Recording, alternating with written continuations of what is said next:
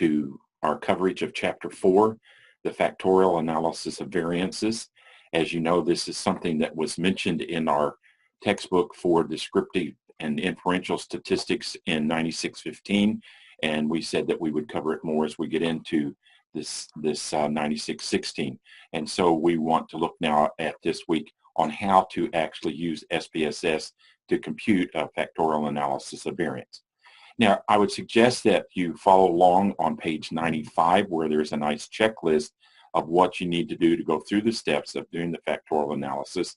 And we're going to be working through the sample problem that's done in the textbook, and that description begins on page 85. Notice that they have already discussed how they have changed the salary to RENCOM 3, and you can read about how that's done back on page 44 in your textbook, and you can follow the way that they transform that data. We're not going to do that again in this video, and you can look at that and practice if you need to at that point.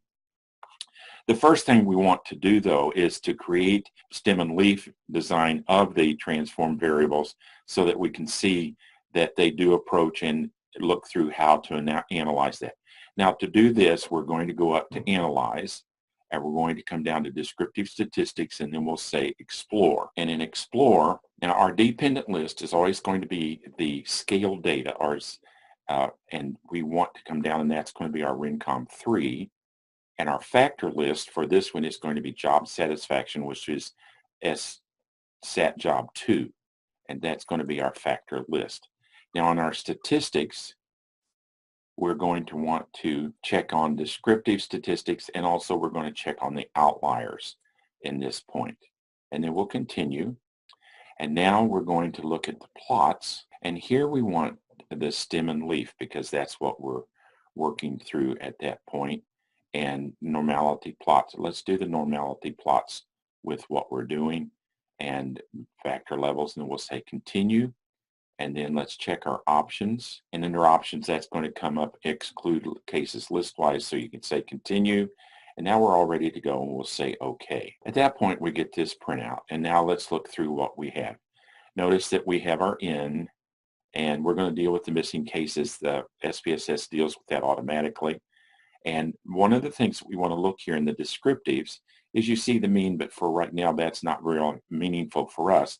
But we do want to look now to skewness and kurtosis, primarily skewness.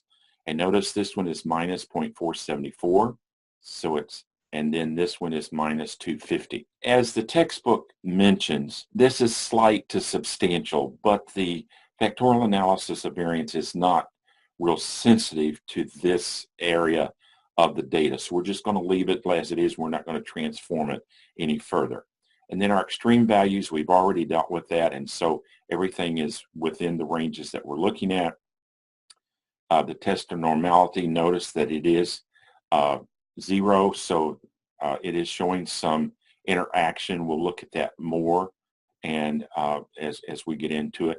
And then here's our stem and leaf, and notice it gives us, and there it shows you this negative skewness that we're looking at in the answers that we had before, and this one again shows you that negative skewness.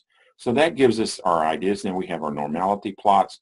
Notice that expected normal, it's close, but when you get down and see the actual other normality plots, there is some variance here, variations, but again, the factorial analysis of variance is not sensitive to this, so we're okay to go ahead. And notice we've taken care of most of our outliers. These we've agreed to are not going to be consequential to what we're doing with our data. So we can then close from that, and then we can move on to our next situation, and that's going to be the check of the normality.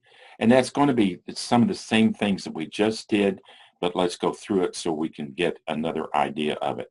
So in normality, we're going to come up to Analyze, Descriptive Data, and then we're going to do Explore. And in this one, we've still got our dependent list set up and our job satisfaction as we did before. In our statistics, we're going to use descriptives and outliers, although we don't need those. We're going to leave descriptives. Continue in the plots. We're going to do away from the stem and leaf, and we're going to do the histogram. and normality plots with test, and then we'll look at the skewness as we did before. Again, this is sort of repetitious from what we just did, but we're doing it just to make sure that we have what we want. So we've got that now set, so let's say OK, and we get our new printout, and again, this looks very familiar. We see our skewness things as we looked at before, and that's discussed, our normality. Now, this shows that this is happening beyond chance. It's not normally distributed, but again, the factorial analysis variance is not impacted as some of the other statistics are as we look forward. And this gives us a picture of that skewness that we were looking at. So it gives you that idea of this one's, and then our normality plots. So what we've done there is we've looked at our normality. It's acceptable for the analysis of variance.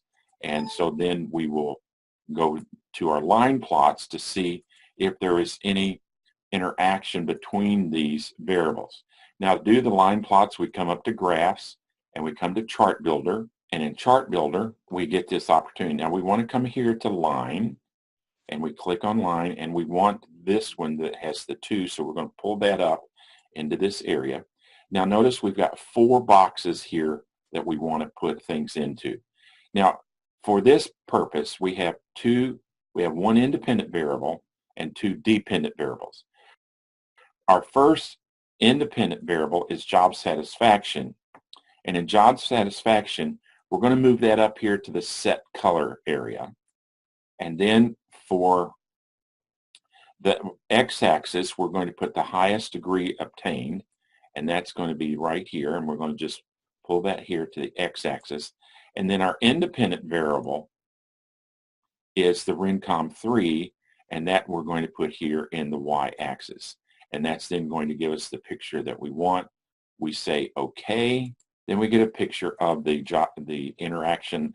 And notice that there is some interaction between the variables that we're looking at, our independent variables. And that's okay, because that's what we expect to be going on as we look through this. Once we've done all of this, now we come to actually analyzing the analysis of variance. And we're going to come to general linear model. We're going to do univariate. Now, we have this set up. Our dependent variable is the RENCOM, and our fixed factors are our independent variables, our highest degree, and job satisfaction. Now, in our model, we're going to use full factorial, and later in some of our statistics, we will build a model, but we don't need to at this point, so we'll say continue. Then in our plots, we're good with our plots, and in a post hoc, we're going to do a post hoc test for degree, and we're going to check the Bonferroni, and that will be what we use for this one. And then down the EM and means, we're going to do degree, and that will be continue. And then let's look at our options. In our options, we want to check descriptive statistics, estimate of effect size, so we don't have to do that outside of this, and then our homogeneity test. This is what we actually could have done this now, but we wanted to preview our data, and so we're looking at it again here.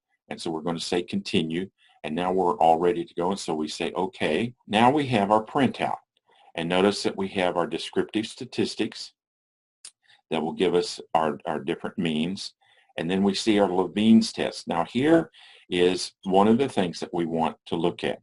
Notice here that the Levine's test is not significant, and that's what we want, because this means that these are occurring, there's good variation, and there's not something going on that's causing this variation to occur. Then we move to our test of between subjects. There are several different ones that we want to look at. First of all, there is the corrected model, and that's where we look at the corrected model. Gives us an F value of 14.513, at degrees of freedom of 9, and we have to include the error degrees of freedom, 68662. So when you're doing the this type of reporting on this F value, you will want to give both of those areas when you do it. So you give the F value, but you have degrees of freedom of 9 and 662. So that's the other error values. You have to give 2 of those. Then we want to look at our individual areas to see what's going on.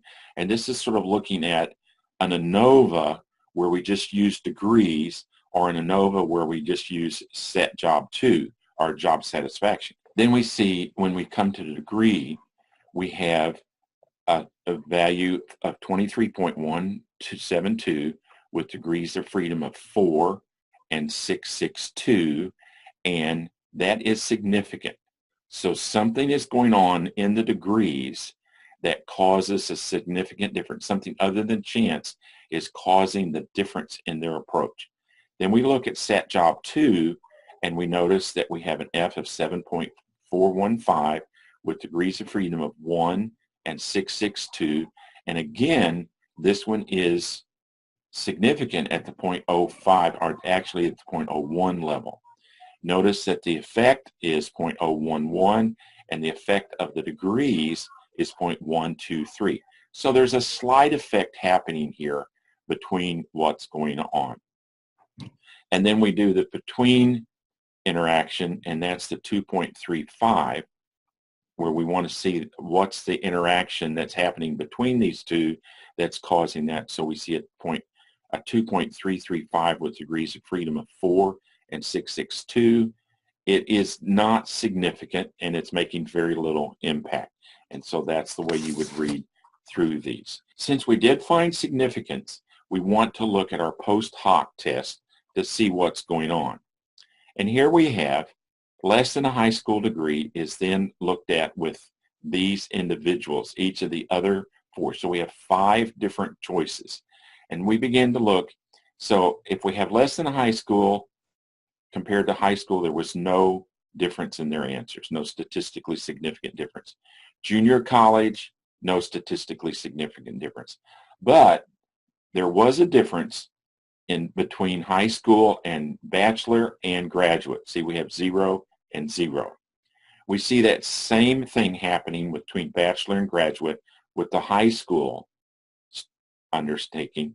But when we get to junior college, it's only with the graduates that there is a significant difference. And then we see that there is still a significant difference with the bachelors. And we can see this all summarized down here in the graduate, where all of the interactions are significant. And with the bachelor, there are only 2 that they're significant with is the relationship with levels in high school. And so then as you read in your textbook of how to write this up, you can now make sense of how they've gone about looking at that and working that. So that's presentation and result. The presentations, the results is page 92, and you can see how they've interpreted this table in their write-up. So that's the way we do an analysis of variance, and I think that will be very helpful. And you can again watch through the sheet on page 95 to see the checklist that we've just gone through.